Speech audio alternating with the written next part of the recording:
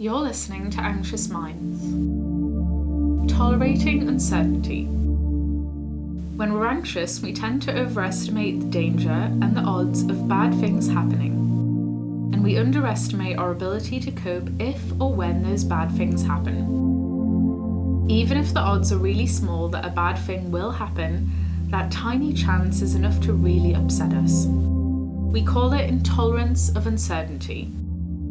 We might think things like, I just can't cope with not knowing. I have to be 100% certain. Uncertain events are almost always bad, so I must prepare for each uncertain event.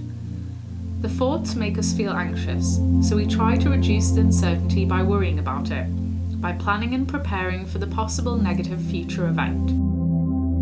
However, although we think worry helps us feel better and helps us feel more in control, it doesn't reduce the risk of the possible negative event happening.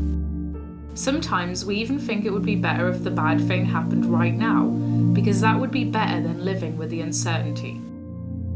We might try to increase certainty by planning and preparing for each worst-case scenario, by seeking reassurance from others, by checking and looking things up on the internet, by avoiding certain things, putting things off or making excuses, or we might try to keep busy so that we don't think about the uncertain future.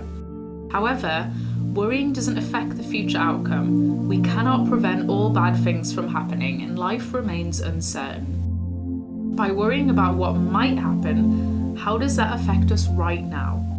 Worrying seems like the best thing to do, but it only makes us feel worse and makes us less able to cope with real life. We can deal with uncertainty in two main ways. We can challenge our need for certainty by looking at the advantages and disadvantages of needing to be certain and how it affects us. We can explore other areas of our lives in which we do tolerate uncertainty, or look at how other people deal with uncertainty, such as friends or characters in television programs. The other way is to learn to tolerate uncertainty, to reduce our need for certainty.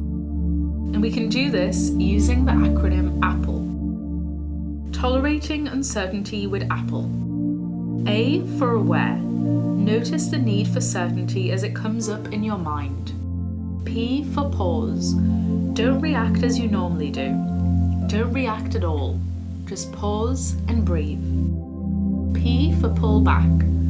Tell yourself this is just the worry talking, and this apparent need for uncertainty is not helpful and not necessary. L for let go. Let go of the thought or feeling about needing certainty. Tell yourself it is only a thought or feeling. Don't believe everything you think. Thoughts are not statements of fact. They will pass.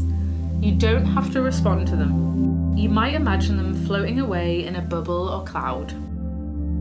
E for explore.